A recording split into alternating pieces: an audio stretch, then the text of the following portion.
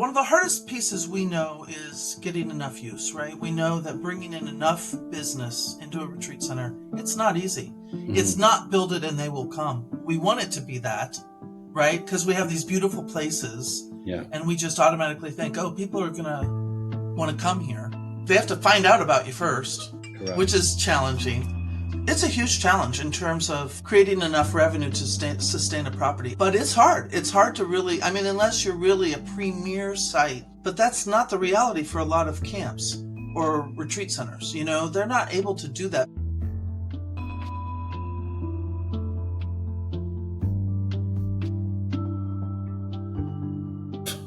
Hi, Tina. Hi, Amir. Hey, everybody. We are joined today by a kind of a special, unique twist for our RF Talks. Tina's with us today, and she's coming from UCCR, which is United Camps, Conferences, and Retreats. And it's a nonprofit organization that manages several retreat event venues, conference centers, retreat centers.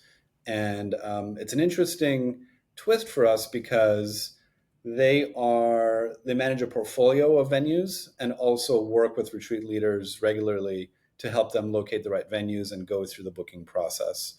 And so Tina is joining us as a representative of UCCR.org, and she is the director of communications and reservations. So she's the one that's very public facing and front facing. And we were just talking before I hit record about how she used to be the director of marketing as well.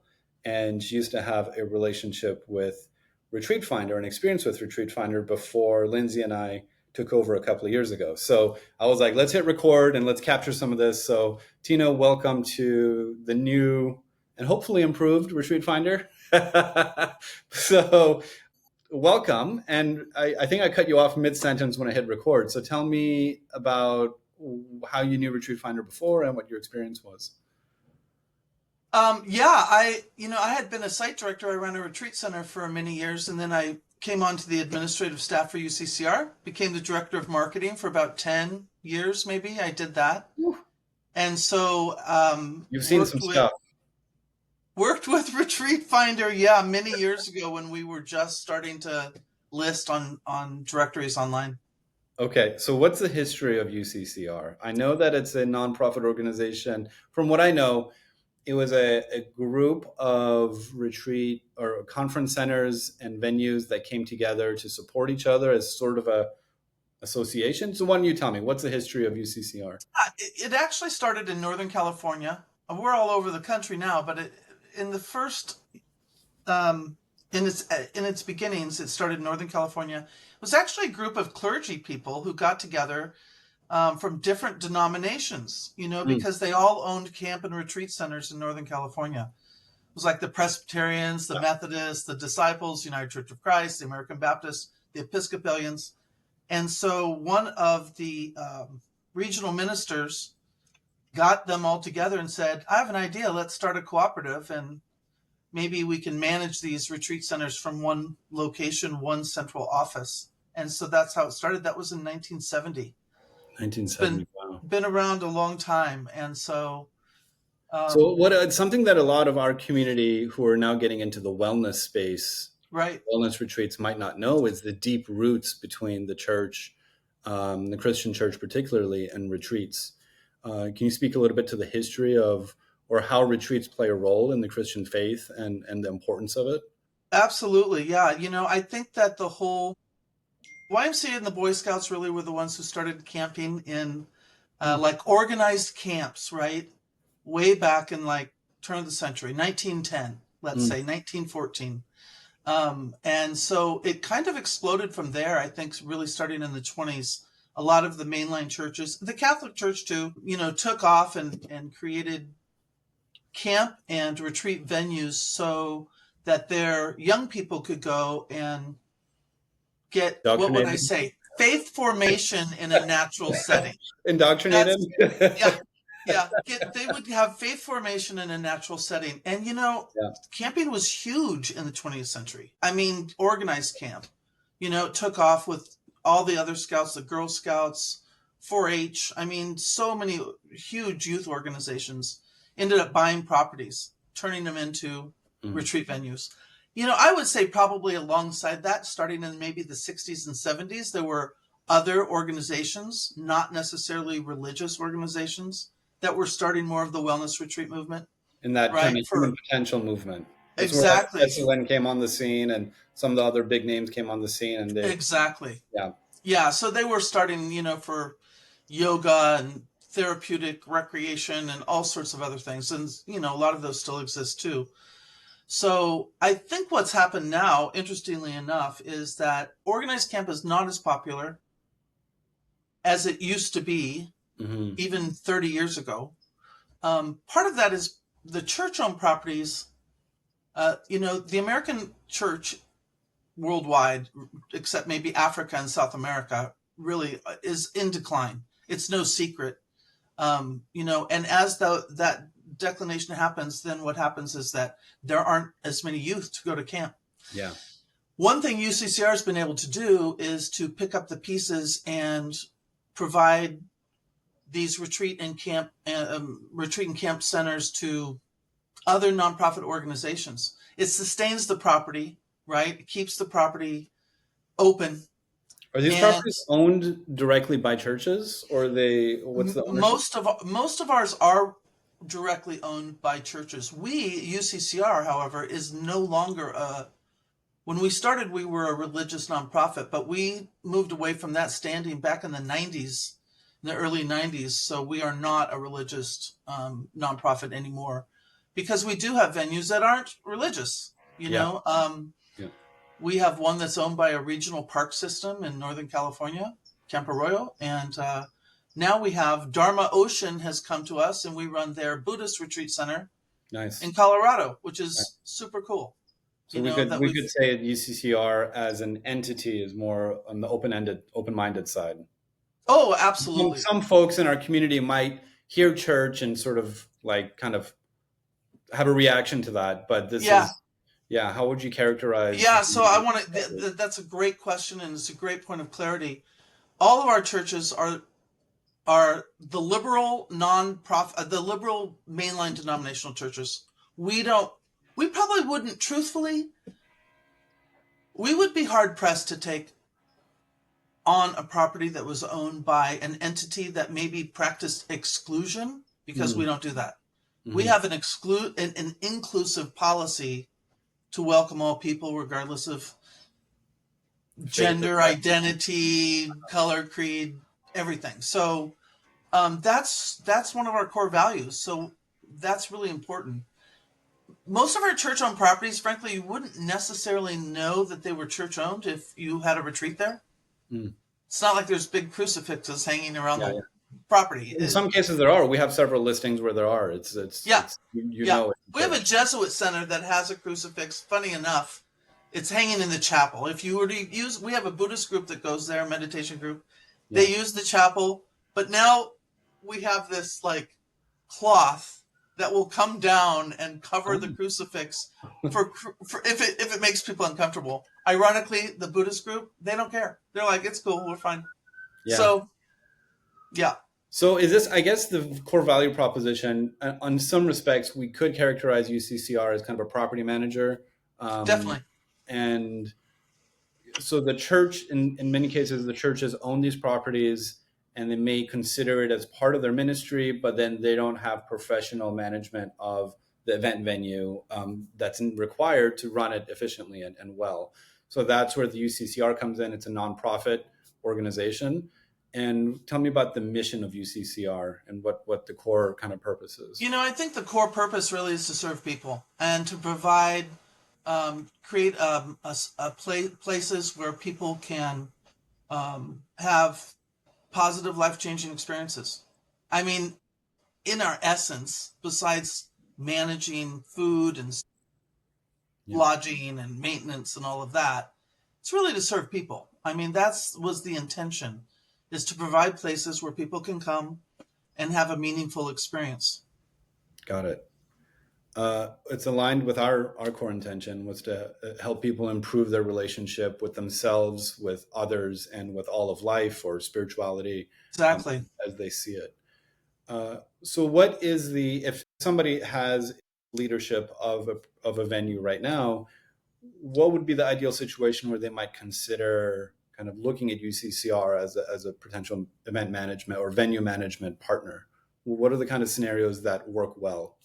Um, You mean if a retreat leader is looking for a venue to no, I have a mean, and retreat? right now we'll get to the retreat leaders in a second, but Okay, I I'm gotcha. focused right now on property owners. Property management. Yeah, property management. So You what's the know, ideal so situation in that case?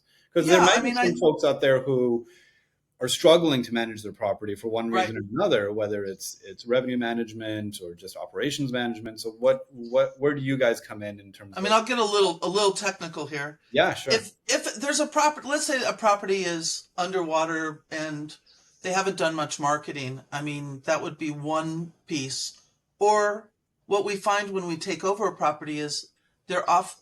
Sometimes they can be staff heavy, meaning they're spending a huge amount on salaries, Mhm. for a huge staff that really is more than the retreat center or camp may need. You slash and burn, baby. You doge them up. You No, know, I'm kidding. yeah, that's terrible. God, Amir, that's just, oh my Lord.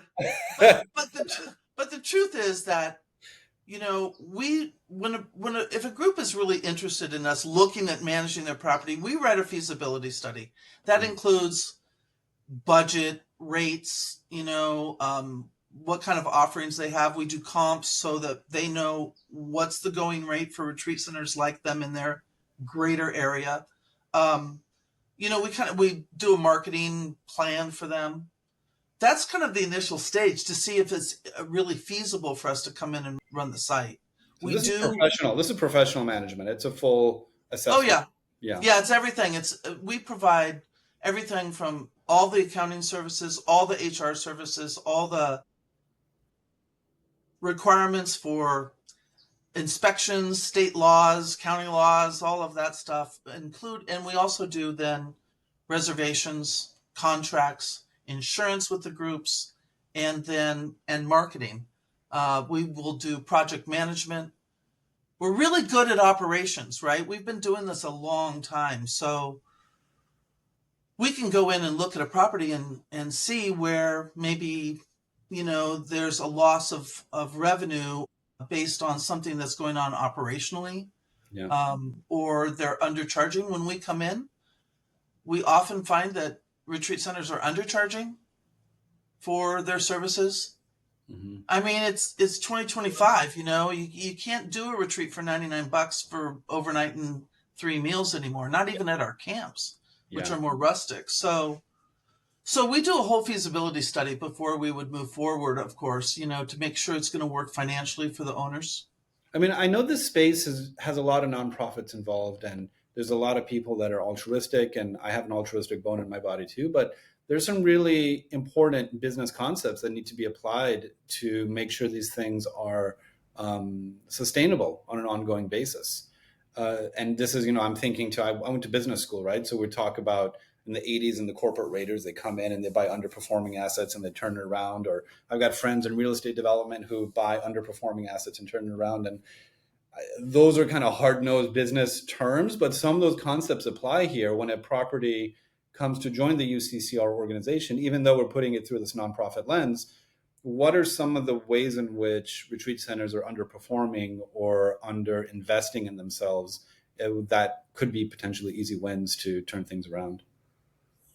I think part of it might be one of the hardest pieces we know is getting enough use, right? We know that bringing in enough business into a retreat center, it's not easy. It's Hmm. not build it and they will come. We want it to be that, right? Because we have these beautiful places Yeah, and we just automatically think, oh, people are going to want to come here. They have to find out about you first, which correct. is challenging, right? And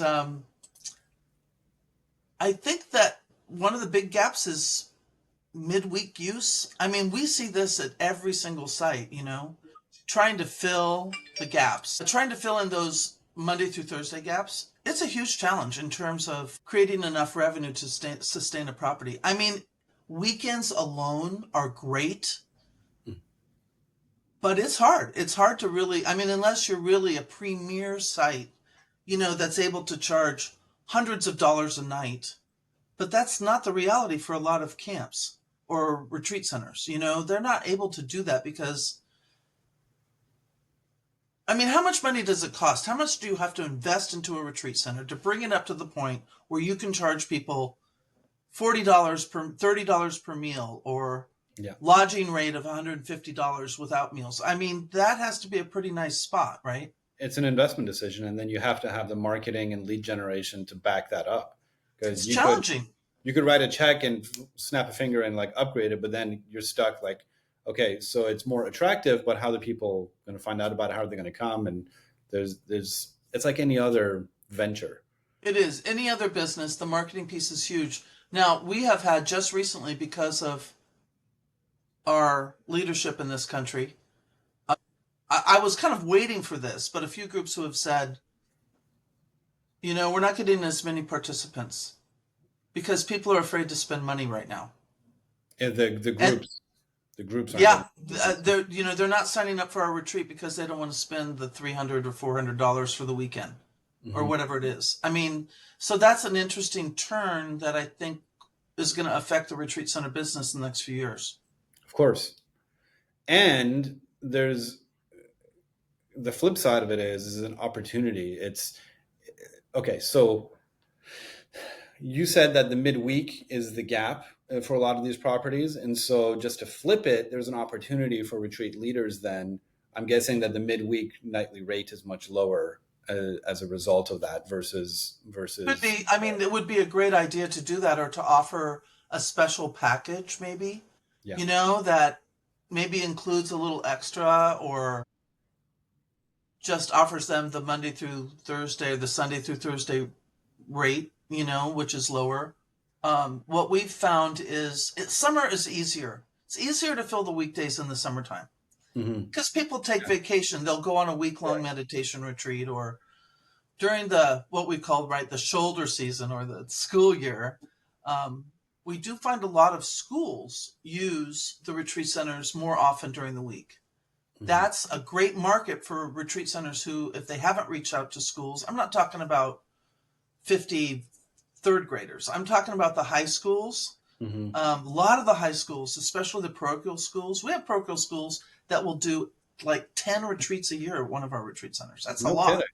No Yeah. kidding. I mean, it's a And they lot, bring the right? kids out So the equivalent to like a field trip. They come out and they're they doing. come out, they do an overnight. They probably do. I'm assuming that they're doing some, team building kind of exercises, Yeah. that kind of thing. So, and that's at one of our retreat centers, not at one of our camps. So that's a really great outreach. The other thing is day use. If a retreat center is within 45 minutes of a city, you Right. know, day use is a huge midweek, you know, business model too. That can be very helpful. Yeah, I think proximity is a really important factor to consider It in is. terms of your market and who you're reaching. If you're a retreat center, and let's say you're a kind of a more affordable retreat center, and you're not in a particularly spectacular destination like location, you're not at like inside of Yosemite or whatever, then you have to compete on some basis. You have to Right. find some reason why people would want to use you. So the Yep. first and easiest thing is kind of draw a radius of a 45-minute drive, and all the different entities that are within that radius then become targets for day use, like you said, or maybe a quick overnight or something like that. Right. I think for like weekend or like 2 3 days, you could expand the circle out to maybe a 4 or 5 hour drive, 4 hour drive. Easily. Yep. And then if you start talking about more of a global audience, which Retreat Finder kind of accesses a global audience, then you have to have a stronger why. Why Right. people are going to get on an airplane, why That's they're right. going to travel more than 5 6 12 hours to What get there. makes it unique, right? Why is it a unique spot? 100%. And You know, this softening of the economy that we're going through, we're kind of recording this in late April 2025. So everybody's kind of got jitters around the larger economic situation, macroeconomy. So much of the retreat in the wellness space, I talk to people every day, and retreat leaders who are promoting the retreats. And there's so much of this thing where it used to be 10 years ago, you could call it a yoga retreat and people would sign up. But now there's no, if you forgive my business kind of terminology here, there's no barriers to entry. anybody can literally put up a sales page and call themselves a retreat leader. It's completely unregulated. It's the Wild West. So because of that, a lot of people go attend retreats and they're like, oh, I could do this. I've run a couple of group sessions. And so now there's this flood of people wanting to be retreat leaders, and they think that all they have to do is put a couple of yoga sessions and a couple of meditation sessions, and now they're going to sell this kind of wellness retreat. You have to differentiate. You have to have the strong why, especially if you're going to access a global audience, to attract kind of cold audience members to come and fly to work with you. You need a strong why. In some cases, people, I feel, over rely on luxury accommodations to sell the retreat. Yeah. Where I'm trying to inform people, like, look, let's say on the other, like, extreme side of the equation, you've got a guru, and the guru has disciples. Those disciples will come and sleep on a 1-inch mat in a cave to study at the guru's feet. So you have to, not necessarily, I'm not suggesting you become a guru, but you have to have a strong enough why where there isn't as much of a emphasis on luxury accommodations and this and that, and people are more willing to come out and have a transformational experience with you. I mean, it's an interesting thing. If you look at a yin-yang symbol, right, we're looking at, there's a balance between the accommodations, right, or the venue, the site, and the other piece of it has got to be the program. Correct. Right, whatever's being offered, and finding a balance there, because you're absolutely right.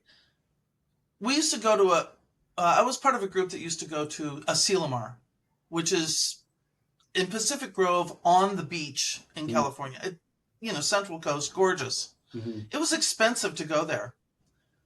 The program was good. The program was always great, but the site itself, we just wanted to go there because it was so fantastic, right? We were willing to spend a couple $100 extra. Yeah. Rather than go and just be in the woods somewhere with no special. So there are sites that will attract for both reasons, right? The accommodations are great and they've got a great program. But you're absolutely right. The content of the program and the content backing or backers, as you're describing, right? It's got to be somebody who... What do you mean by that? You mean the retreat lead, the facilitator? No, I mean by the program people actually kind of being vetted to be qualified program people, which is what you were describing. Like if it's a guru, their followers, you're absolutely right. They'll go camp in a tent, right, to be with that person. They want to be with that person. So, I mean, I think it's challenging. I think it's challenging for people. It seems like you're right that a lot of people are trying to start up their own programs and do their thing. We certainly have customers who are making a first go of it, Do you have flexibility in some of your coming back into the operations a little bit? If a retreat leader wanted to book with your properties, are they venue buyouts or can they do smaller room blocks? If they are growing. Absolutely. It depends on the site. We have a site on Cape Cod, for example. We can host 3 or 4 groups there. I mean, because there's all these different kinds of buildings and meeting spaces. So many of our sites, we have one in Highlands. It's a big, huge camp and retreat center outside of Boulder, up in the Rockies. Mm-hmm. They have a huge retreat center with, 24 rooms. Each one sleeps up to 6. It's like, wow. They can have like 3, 4 groups. Plus they have cabins out, so definitely. The challenge there is meeting space. You got to make sure there's enough meeting space. That's the biggest. It's not always the beds, the number of beds. It's how many meeting spaces do we have that can accommodate 50 people each, right?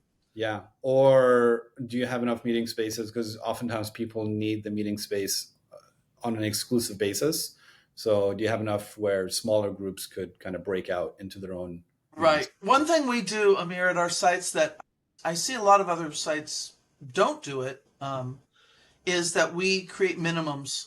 It's a really good idea to create a minimum, right, for each building and then for exclusive use. I mean, that's a great, if people have not created a minimum number or fee for exclusive use of their site, depending, for some sites that's easy, it may be 1 retreat building, but for others, when it's 4 or 5, 6 different lodging venues to book all of that, that's a great way to, Yeah. you know, have a group have exclusive use. Yeah. Just to have a total buyout. Not Totally. everybody's doing that. So there's having this flexibility is great. I'm seeing people that want the total venue buyout because they just want to be the only ones there. And then I'm seeing more retreat leaders on the startup phase where they're not wanting to expose themselves to the financial risk of Right. having a larger block of commitment. And then for them, it would be ideal to have more flexibility where maybe they could start off with 5 beds. And then if they sell those tickets out, then you expand out to 10 beds and like kind of do Right. this tiered thing where they have the option to expand out. So I guess that's on a property by property basis, It what is, those arrangements could be. like our site at Cape Cod, we have cottages, which is great because they sleep like 8, 12 people. Mm. They're like little houses. They have kitchens, living rooms, all of that. So if it's a really small group, we have some retreats where it's like 8 people. It's perfect. They just rent a cottage. They But get then we one have whole, big, they do a buyout of a single cottage, not the whole yeah, property. and they just it's a flat rate per night. If they can do their own cooking, or they can take the meal service, either Yeah. one. But we have other buildings on that site where like one houses 23 people with meeting space. It's a mansion. It's an old mansion. The other one is a big lodge that sleeps 50. So we create minimums for each building. Like the smaller one sleeps 23. The minimum is 15 people. Yeah. That number, that building is super popular Nice. because it's a nice number to start with, right? It's not huge. Um, it's that's really nice. The other one has a minimum of 30. So and they're next to each other. So some groups will come in with like 60 people and take both buildings. Great. Yeah, It's what a I great like about setup. the UCCR setup for the retreat leaders is that you've got this portfolio of properties and it's a consultative process where Right. you can help have a discussion around what the retreat concept is and match them with the right property. Whereas, Exactly. I mean, this is a service that we are planning to spin up ourselves in terms of running RFPs. But it's an arduous process to go out, like identify the universe of retreat venues, shortlist them, send an RFP. For people that don't know what it is, it's a request for proposal where you send them Right. the details and then they send back a quote. And that whole process is burdensome. So it is nice to have something like UCCR where you could have a single conversation with the reservations department, and then they then have access to a portfolio of properties where they could either match make you, or if one of them aren't the right fit, then you move on. But it's one conversation, and that's really convenient. It's really great. I mean, if people, land on our website, they're like, oh, there's like 10, 12 properties, all over most are in California, but, we're about to pick up another one in Idaho, which is really cool, right? So we Nice. haven't been there before. So it really is nice. We have a staff of reservations workers who, I mean, there's basically like 5 of us, and um, we would get a client to the right person to talk about That in problem. detail. Like if I was talking to somebody about our site at Cape Cod, I could give them tons of detail and make a suggestion for what buildings might work for them, what the options are. It Hmm. is kind of nice in that way, to say, oh, here we have 3 sites around the Bay Area, Yeah. in the San Francisco Bay Area. We've got 3 venues that might work for you. Let me tell you about them, and they can Or if pick you one. have a special need, they might encourage you to consider a different destination. Be like, hey, this one property might be better suited for you. Consider traveling for the sake of the Exactly. facilities or the equipment or whatever's available there. Yep, that's exactly right. It really is helpful for people to be able to do that if we have enough sites close enough together. So from the retreat center side, what are some um, tips that you could provide a retreat leader to ensure that they have a successful retreat? What are some things or best practices that you've seen kind of unfold? Or if like optional, on the flip side of that question is, what are some nightmare situations that you've seen that people should avoid? I would start out by saying, get clear about what your program needs are.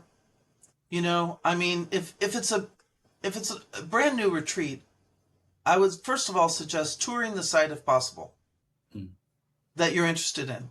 because you need to get your feet on the ground and put your body in the space to feel Yeah. how many yoga mats can I put in this space? Yeah. You know what I'm saying? Get a sense and a feel for the property to make sure that you can see your program happening there. Are the meeting spaces big enough? Do you need private rooms versus shared rooms? And if it's a shared room, I mean, if there's 4 beds in an enormous bedroom, a lot of groups, if it's just a wellness retreat or spiritual programming or an educational, most people are okay doing that. What they don't want is the adults don't want the dorms anymore. The bunk That's beds. crystal clear, right? The leader may be going, oh yeah, they'll do it, and then the people are like going, no, we don't really want to do that, right? You're And not enough. You're not guru enough for me to do yeah, yeah, yeah. that. So they're going to want, you have to know who your audience is in terms of your participants, and how are they going to be in that space in terms of shared bathrooms, shared lodging, or is it more? Are your people needing more privacy? Yeah. Look at your meeting space. Talk to the people on site about your menu. I think that a lot of times food becomes an issue for groups. Um, Most people I know are willing to pay a little bit more if they want something a little bit more special Yeah. for the food. All of our At the sites end are of the day, so this is an alternative holiday for them because a lot of people are taking vacation days off from work. So you right. want to sort of strike that right balance between the programming and the commit and the implicit like promise of the transformation that the programming can deliver, and also providing them a nice vacation experience at the same time. Yeah, I mean, I think it's important. The food service is not just food service. We know when you're on retreat, you're making connections and building relationships as you're like, quote, breaking bread together around tables in a dining room. And so the food becomes part of uh, the joy of being on retreat. Hopefully, right? So, I mean, you need to talk to your retreat hosts about all the special dietary issues, or can they do halal meat? That's Mm-hmm. another piece, or can they do a kosher Mm-hmm. vegetarian option? Can they do a barbecue? Is that going to cost extra? Can they do a special meal? All that kind of stuff. If a retreat leader can think ahead about those things Yeah. and talk to the hosts or the directors about that at the site, it really can enhance, or can you provide us coffee and tea service, all of those little details add up to a nice experience for the retreatant, Yeah, I think. absolutely. And what So about for that's part church? of it. What about for church groups? Do they have unique needs that should be considered? I think for church groups, I would say for any group that wants to bring in live music, they should talk to the director about that. Most of the time at our sites, it's fine. I mean, we have one site that is kind of in a neighborhood. Mm. So it probably wouldn't be cool to be doing like big amplified music until midnight. Yeah, That probably wouldn't fly with the neighbors very well. absolutely. But I mean, I think if there's special needs like for music, or I don't think church groups necessarily have any special concerns, maybe unless you have a piano or Yeah, do you have musical instruments. Everybody needs AV equipment. Everybody wants Wi-Fi. yeah, Everybody wants, do you have a projector? Do you have a screen? How many people can you sit to, can we bring somebody in from, Europe to do a talk, a TED talk with us? It's mm, like, that's the reality of today's retreatants. Do you have meditation cushions? Do you have yoga mats? Do you have all the supplies? Do you yeah. provide linens? We have sites that provide linens. We have other sites that do not provide linens. No kidding. People bring this is like church. This is like camp, like summer camp. Some of them. We have one site. It's an option. You can bring your own bedding, or you can rent a linen pack. Okay, got it. So, I think people just need to think about the kind of the comfort details, and then of course, what kind of recreation or program offering do you have on your facility? Is there a pool? Is there a spa? Is there outdoor dining? Is there um, a labyrinth? Is there a ropes course? A lot of people at retreat centers want the low ropes, kind of the Low risk. team building ropes course, not the high jump off the 30-foot tree ropes, The but kind of lower stakes one. The one where you don't need a professional supervisor. Yeah. Uh, I know that you guys have recently signed on a relatively newer property that is really beautiful. I think it's the Colorado one. I forgot what it's called. Blazing Mountain. Yeah. Blazing Mountain Retreat Center. Is this the Buddhist one? Say it again. Is this the Buddhist one, or this one is geared more Yes. towards? I think Yes, it is. Yeah, it is. It's very unique. I'm gonna do a quick. It's in Crestone. You know, Crestone has a reputation for being like the spiritual center of the Western United States, and Mm. so a lot of Buddhist and Eastern groups went to Crestone over the last 50 years and started building retreat centers there. Very interesting place. Here, I'm going to do a screen share of the page. Oh yeah. And here we go. So they got these If you beautiful wooden. if you scroll down, on that, keep going. Keep going, keep going. Here, there on the gathering area, that picture of what they call the shrine hall. Click on that one. Meeting and gathering areas. That's a shrine meeting hall. I am telling you, it is knockdown gorgeous. One of the most beautiful retreat spaces I've ever seen, and I've been to a lot of retreat centers. 3,000 square feet, 15 to 75 participants. So this is the one that has Buddhist roots, but isn't. They're just open. It's not restricted to Buddhists. Yeah. So they have back chairs. They have cushions. They have mats. So you could do yoga retreats. You could do all different. Oh, meditation retreats, yoga retreats. Yeah. That, and they have other breakout space. They have a variety of lodging options also, which is very nice. Nice. And we have groups that will go for 2 weeks to this place. No kidding. And this is premier food at that place. I mean, it's all organic. It's mostly farm to table. You pay more for the food there, but people will be so pleased. Nice. It's actually it's relatively inexpensive for 1 night and 3 meals compared to other places. I don't know if it's good practice to quote prices on I don't know if that's a good practice either, but what kind of range are we talking about? What's the $150 for 1 night and 3 meals, and I'm talking like per head, per person. Yeah, that's great. Well, and the food, I can just say the food is way above what most people are going to get at retreat centers. It's nothing. I mean, our regular retreat center food is good, but nothing compared to Blazing Mountain, where you're getting fresh radicchio salads. I mean, it's crazy. Right? The camps are lower. This is more in your portfolio, 150 is on the high side. Then the camps you can go lower per head per person. 118, 120, 120, 118, something like that. Not a big jump from 118 to 150. No, actually it's not, I mean, I think that the camps offer a lot more, way more recreation. They have pools and basketball courts, and they have a lot of other kind of amenities. Yeah. But for a wellness retreat or a spiritual retreat, a meditation retreat, Blazing Mountain, fantastic. Good. Not easy to get to.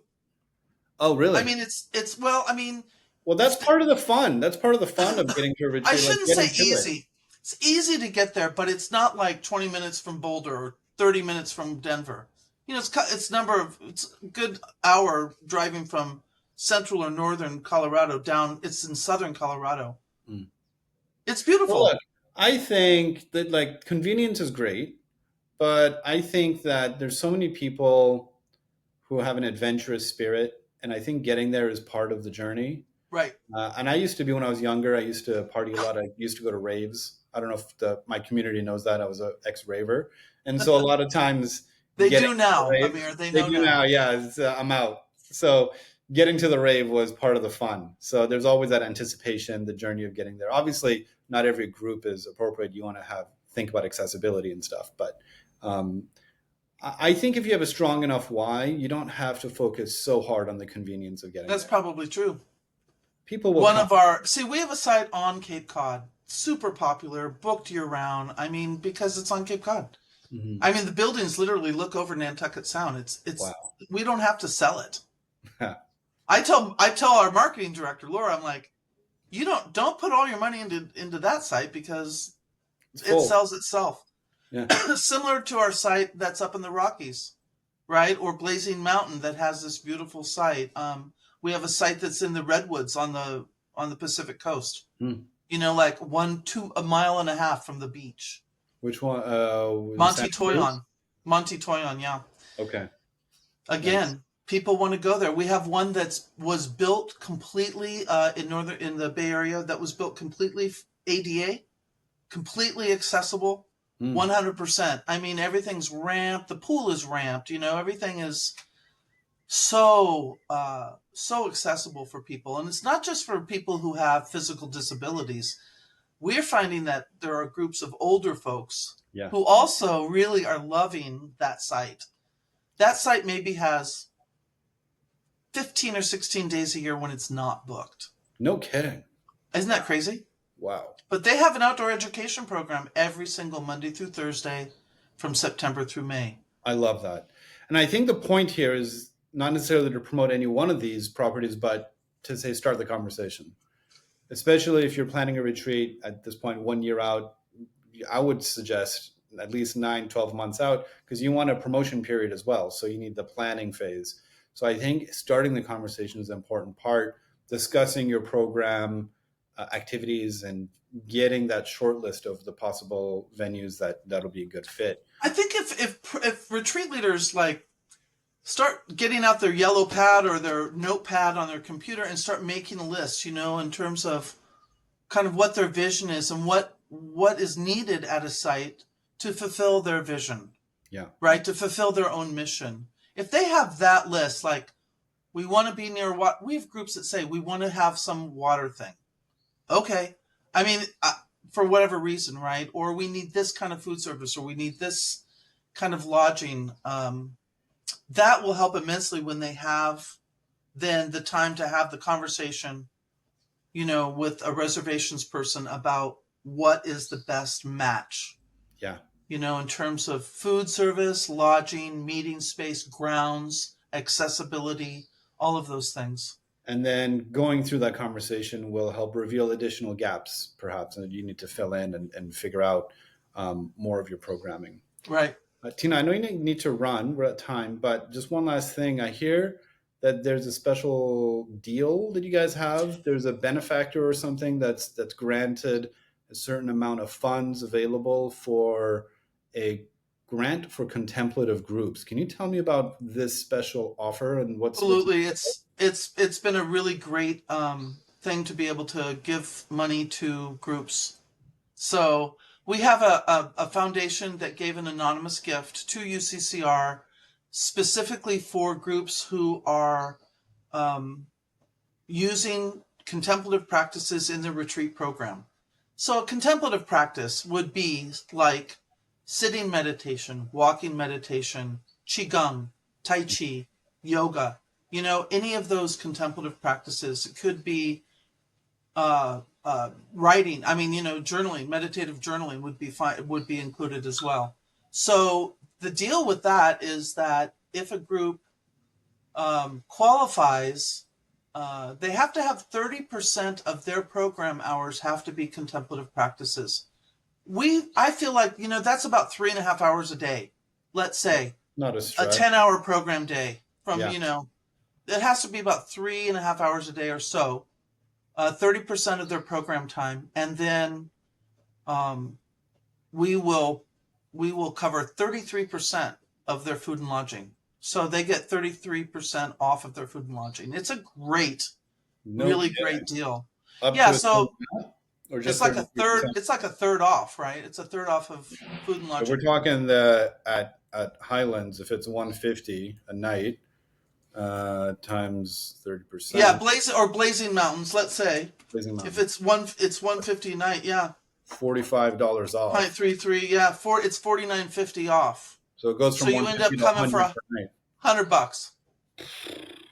No, it's a great deal for groups. In fact, I manage that program, and there have been so many groups, probably at least 6 or 7 groups at different sites, who have said we couldn't do a retreat without this. Because it's just not costly for. One of them has a guru.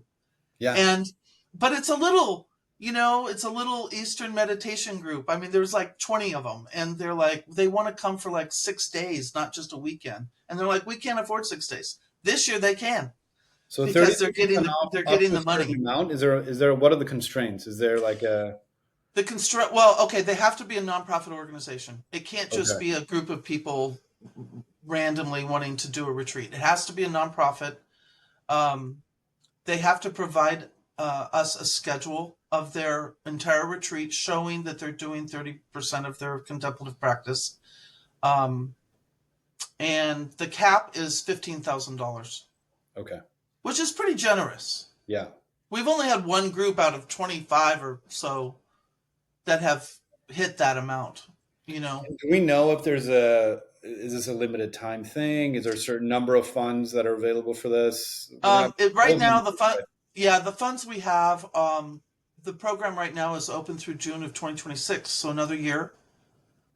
I okay. think if we were to run out of the money, I think the foundation might re-up us. We haven't gotten to that point.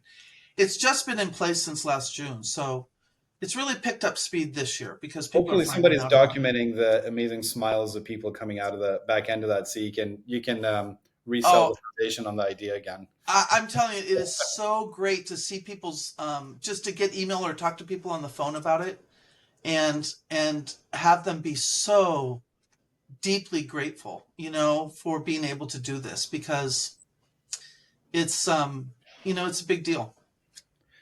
Yeah, look, I think that given the different types of venues that we have in our community, UCCR venues are already on the kind of more affordable side, and then with this discount for the contemplative groups, I think it's a bit of a no-brainer to start that conversation. So, Well, there's one other stipulation for that money, and that is uh, we can't. That money cannot go to retreats that are using mind-altering drugs.